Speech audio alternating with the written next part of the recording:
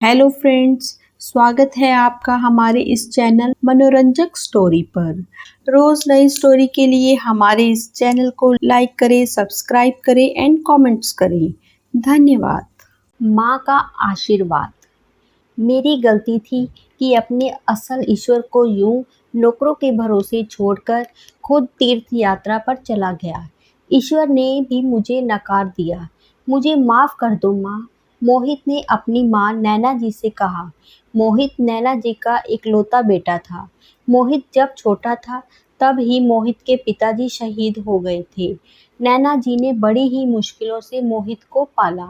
उसे कभी पिता की कमी महसूस नहीं होने दी। मोहित अब एक मल्टीनेशनल कंपनी में मैनेजर बन गया है। माँ को अपनी तपस्या का फल सामने देखकर बड़ी ही खुशी होती। माँ का सपना था कि जब मोहित अपने पैरों पर खड़ा हो जाएगा तो वैष्णो माता के दर्शन के लिए जाएगी। पर मोहित की नौकरी के बाद मोहित को छुट्टी नहीं मिल पा रही थी। कंपनी के दोस्तों के साथ मोहित को भी बुरी संगत की हवा लग चुकी थी। माँ को हमेशा डर रहता कि कहीं मेरी तपस्या बेकार ना जाए। माँ ने मोहित को कहा, बेटा 2 दिन ऑफिस से छुट्टी लेकर मुझे दर्शन कराने ले चलो। मोहित ने कहा, माँ अभी ऑफिस में बहुत काम है, मैं छुट्टी नहीं ले पाऊंगा। मोहित अब माँ की अधिकतर बातों को अनसुना ही करने लगा। मोहित एक दिन ऑफिस की पार्टी के बाद बहुत लेट घर आया। माँ को पता चला कि मोहित को अब नशे की लत भी लग चुकी थी। नैना जी दिन रात मोहित की चिंता में घुली जा रही थी। एक दिन उनका ब्लड प्रेशर बहुत कम हुआ और वो सीढ़ियों से गिर पड़ी।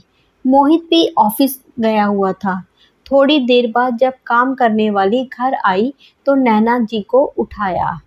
उनको 2 दिन हॉस्पिटल में रहना पड़ा। मोहित को अब माँ की चिंता होने लगी। उसने माँ की देखभाल के लिए एक और कामवाली का प्रबंध किया।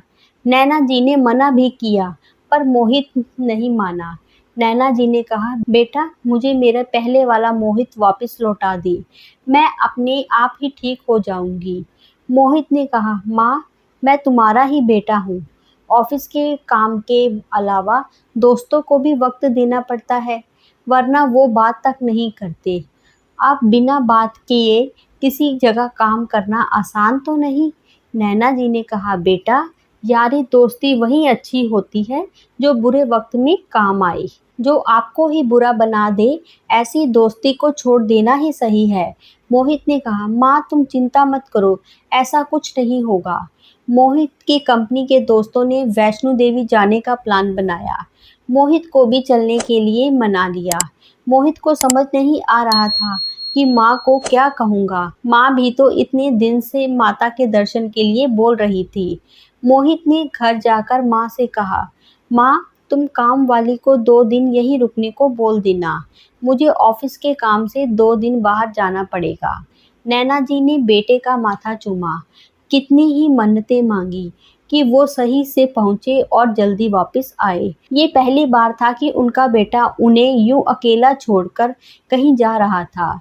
मोहित के दिल में शर्मिंदगी थी, पर दोस्तों की बातों में आकर माँ को भूल गया था और माँ की बीमारी को भी।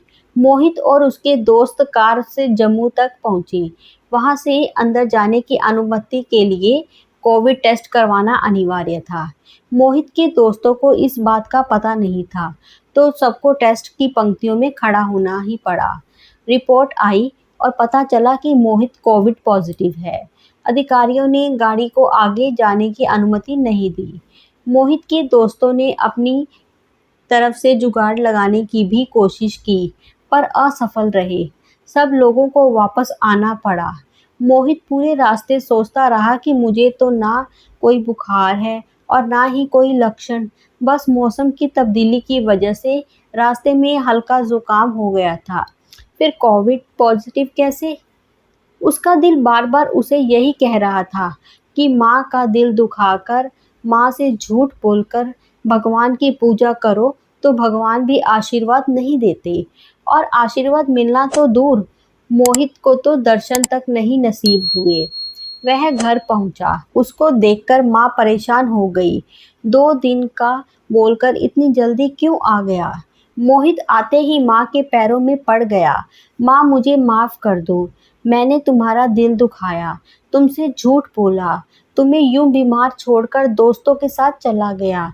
देखो, देवी माँ ने अपने दर्शन तक नहीं करने दिए मुझे। नैना जी को यूं परेशान होते देखकर बोली, बेटा कोई बात नहीं, दर्शन करने जा रहे थे तो बता कर चले जाते। मेरा तो सपना ही था कि तुम एक दिन माता के दर्शन के लिए जाओ। माँ, मुझे कोविड हो गया, आगे जाने से अधिकारियों ने मना कर दिया। नैना जी भी परेशान हो गई। दोबारा टेस्ट करवाया, अगले दिन रिपोर्ट मिली तो पता चला मौसम बदलने से थोड़ा बुखार और जुकाम था। इसीलिए इंस्टेंट टेस्ट में पॉजिटिव रिजल्ट निकला था। मोहित को खुशी हुई कि वो ठीक है। उसने ऑफिस से छुट्टी ली और माँ के साथ माता के दर्शन के लिए जाने का प्लान बनाया। एक हफ्ते बाद की टिकट बुक करवाई और माता जी के दर्शन करके आया। दोस्तों, ईश्वर का असली रूप हमारे माँ बाप हैं।